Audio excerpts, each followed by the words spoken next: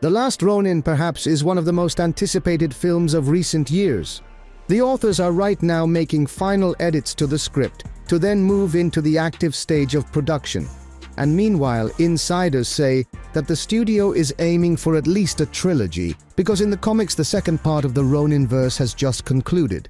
Yes, it didn't just conclude, but introduced an unexpected plot twist, which opens a direct path to a third chapter. In addition, Shredder received a solo storyline and it, according to rumors, will be partially adapted in the film. As you can see, we have something to discuss, which we will do in the next few minutes. Despite the fact that the release date of the film The Last Ronin has not yet been officially announced, the production team is not idle. The film's producer Walter Hamada can boast an enviable filmography, starting with It and the Conjuring and ending with Batman and Aquaman. The films that he produced were released 3 per year. However, after completing work on The Flash, he has not been involved in any new projects, except of course, The Last Ronin. The fact is that it was Hamada who was the main initiator of the adaptation of the iconic comic and is now focused only on it. Ronin is very different from everything related to the Teenage Mutant Ninja Turtles.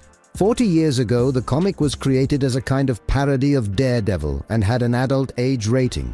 The Turtle brothers were armed with not at all childish weapons, so they actively fought the Foot Clan. But they gained popularity only after changing the target audience. They themselves were teenagers, so it would be logical to raise teenage problems against the backdrop of a plot about mutants, aliens, and evil ninjas. For example, Spider-Man became popular because unlike other superheroes, he was an ordinary guy.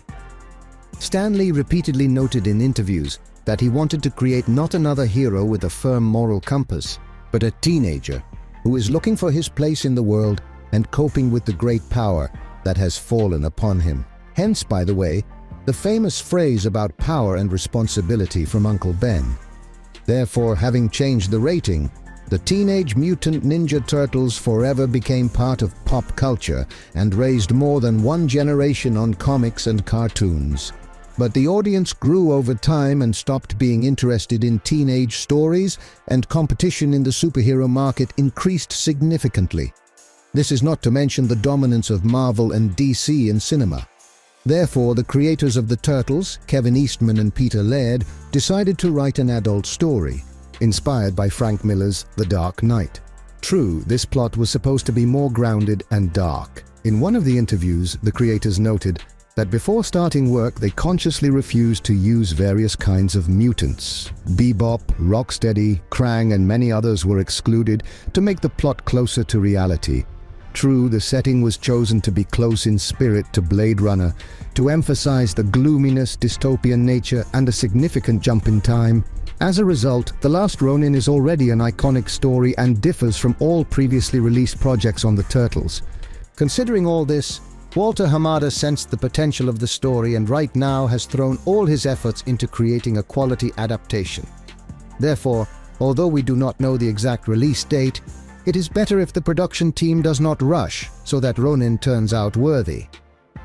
Michael Bay really wanted to make a trilogy about the Teenage Mutant Ninja Turtles, and he was tasked, just like with Transformers, to reinvent the franchise for a new generation. But if in the case of Transformers Bay succeeded, then after the release of both parts and criticism from viewers in every interview, the director looked as if he was very tired morally, spiritually and physically, noting that it was simply exhausting.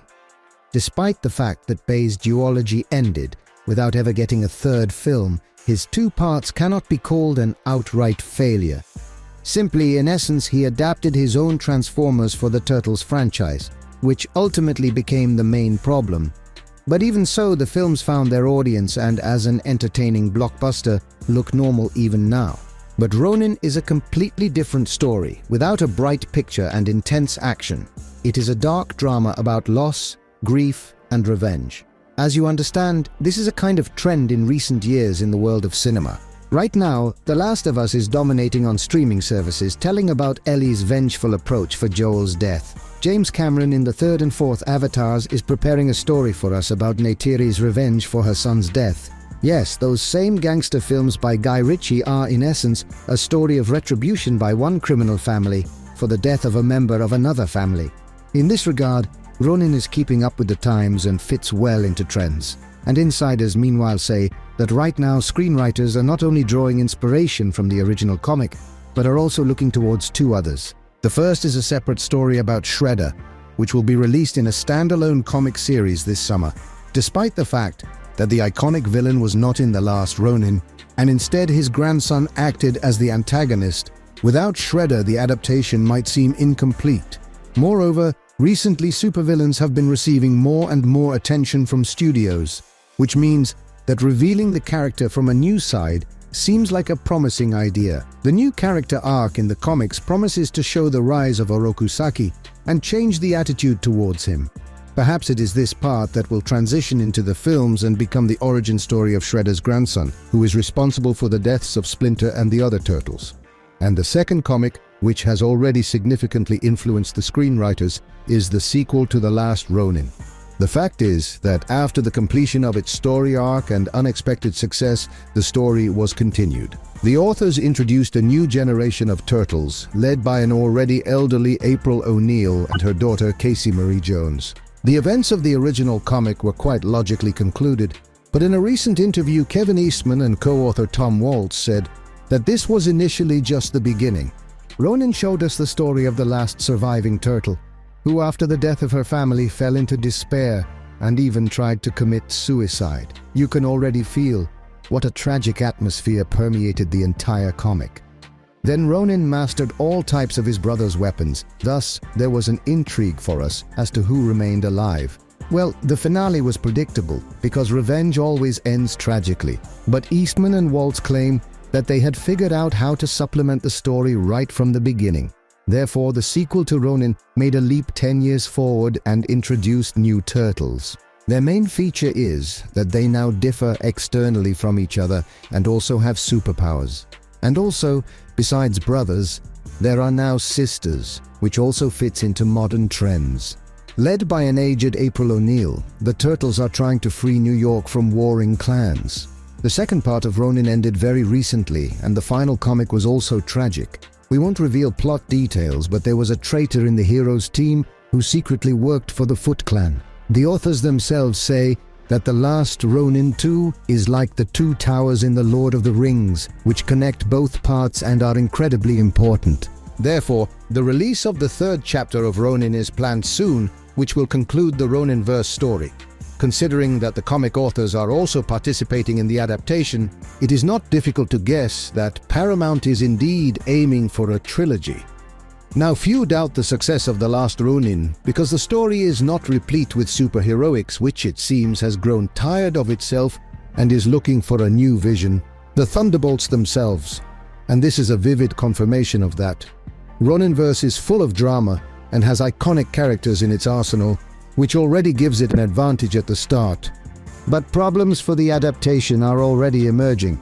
With the exception of the start of work on the draft, the attachment of a producer, and the names of screenwriters, there have still been no other official statements from the studio.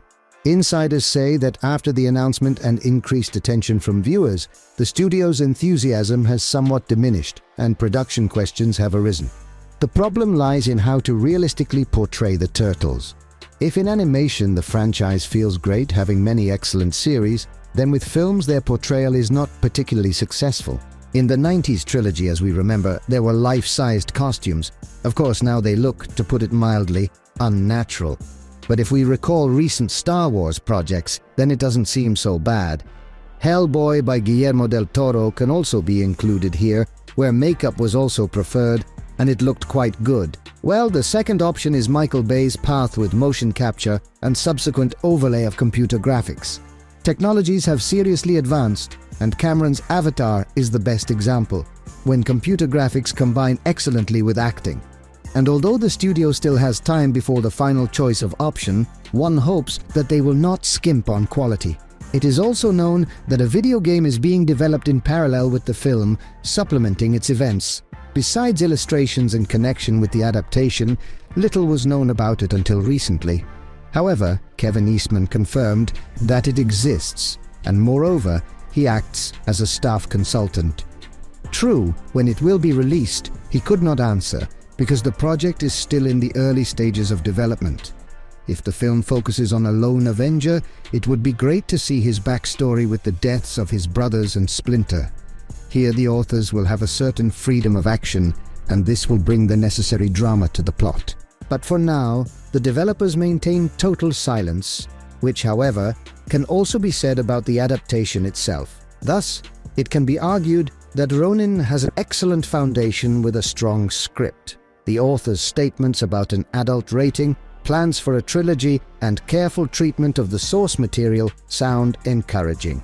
However, the absence of official news and alarming unofficial information about the choice of visual styles suggest that everything is not as smooth as one would like. Of course, with the appointment of a director, more details will emerge about the direction the project will take and which actors will be able to play the main role. And while we wait for news, we suggest discussing in the comments who could take the director's chair and whether the studio should make a trilogy. After all, Leo, Donnie, Raph and Mikey are legends of our childhood, and replacing them with new turtles seems like a very controversial idea. Well, that's all for today, friends. See you in new videos very soon.